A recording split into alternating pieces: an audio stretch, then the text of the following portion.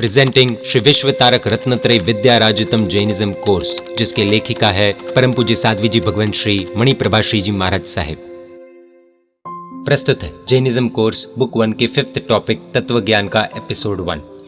इस एपिसोड में हम संसार स्थिति, जीव की 2 राशि आदि अलग अलग विषय जानेंगे। जीव का विकास क्रम।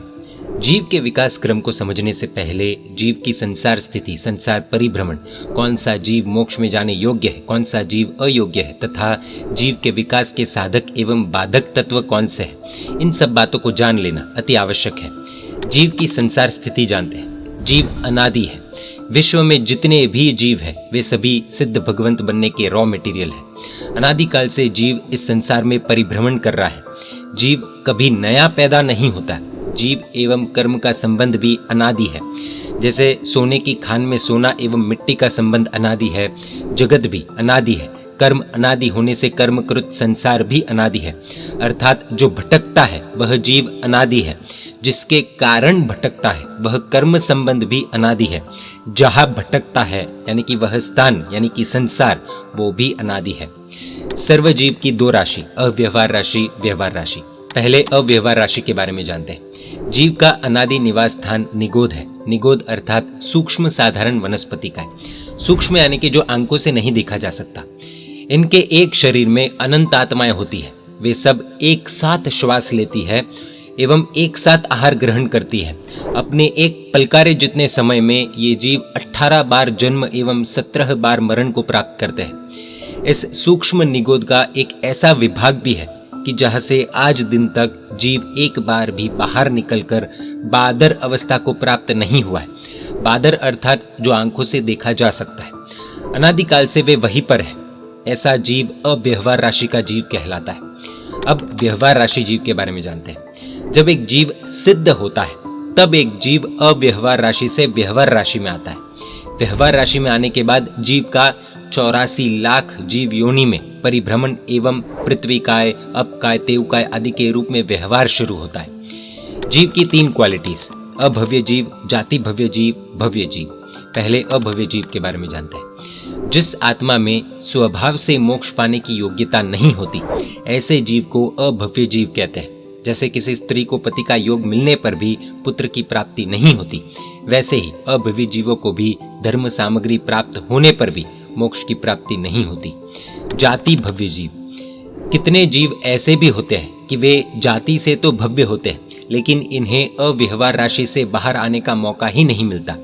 ऐसे जीव को जाति भव्य जीव कहते हैं। जैसे पति का योग न मिलने के कारण पुत्र को जन्म नहीं दे सकने वाली कुंवारी कन्या की तरह जाति भव्य जीवों में मोक्ष में जाने की योग्यता होने पर भी मोक्ष में जाने की सामग्री यानी कि मनुष्य भव, सद्गुरु का योग, प्रभु वचन पर श्रद्धा आदि का योग नहीं होने के कारण इन्हें कभी मोक्ष नहीं मिलता। भव्य जीव।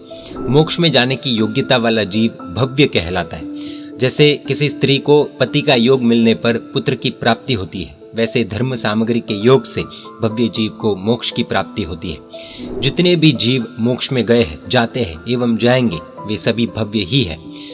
जिसे मैं भव्य हूँ या अभव्य हूँ ऐसी शंका हो जाए, वह जीव भी भव्य होता है। शत्रुंजय की यात्रा करने वाले जीव भी भव्य जीव माने जाते हैं। भव्य जीव की मोक्ष यात्रा।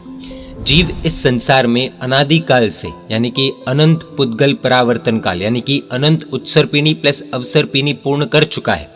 जीव का संसार में भटकने का काल 3 प्रकार का है। अचरमावर्त काल, चरमावर्त काल, अर्धचरमावर्त काल। अचरमावर्त जीव के लक्षण देखते हैं। इस काल के जीव को संसार ही पसंद आता है, मोक्ष बिल्कुल पसंद नहीं आता। देवगुरु धर्म से बिल्कुल लगाव नहीं होता।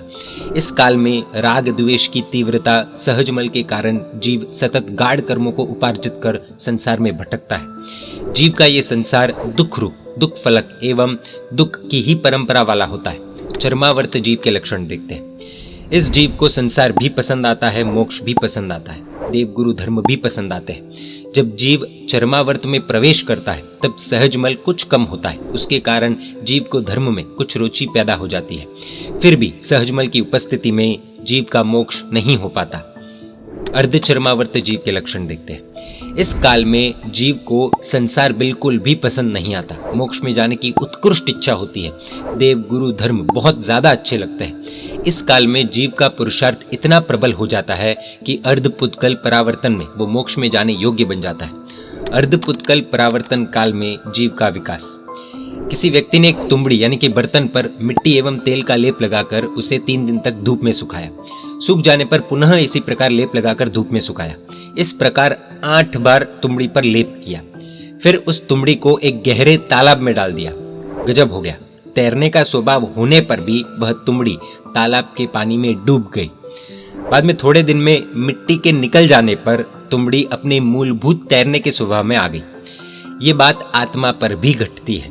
अपनी आत्मा और समस्त जीव तुंबड़ी के समान है। अपनी आत्मा में राग द्वेष भाव रूप तेल की स्निग्धता यानी कि सहजमल गंदगी है। इसके कारण आत्मा में 8 कर्म रूपी रजकण यानी कि गंदगी चिपकते हैं, तेल मिट्टी चिपकते हैं। अर्धचर्मावर्त काल में आत्मा अपने प्रबल पुरुषार्थ से कर्ममल को दूर कर देती है। तब वह लेप रहित होकर तुंबड़ी के समान ऊर्ध्वगमन यानी कि मोक्ष गमन मोक्ष की तरफ जाती है। लेकिन आत्मा का विकास प्रारंभ होने पर भी हमेशा के लिए विकास ही होता रहे ऐसा कोई नियम नहीं है, परंतु कभी कभी विकास के बदले आत्मा का पतन भी हो सकता है। आत्मा के विकास एवं पतन को सांप सीढ़ी के खेल की उपमा दी जा सकती है। अतः अधोगति के अंतिम तल से निकली हुई आत्मा पुनः उसी तल पर जा सकती है, अर्थात अर्धचर्मावर्त काल से भी अपनी आत्मा वापस निगोद में जा सकती है। इसलिए आत्मा को अपने दुश्मन से सदैव सावधान रहना चाहिए। तो इस एपिसोड में हमने जीव का विकास किस प्रकार होता है, जीव किस तरह मोक्ष में जाता है, वो संक्षिप्त में जाना। जैनिज्म कोर्स से जुड़ने के लिए आपका धन्यवाद। सर्वे जीवो मोक्षे जाओ।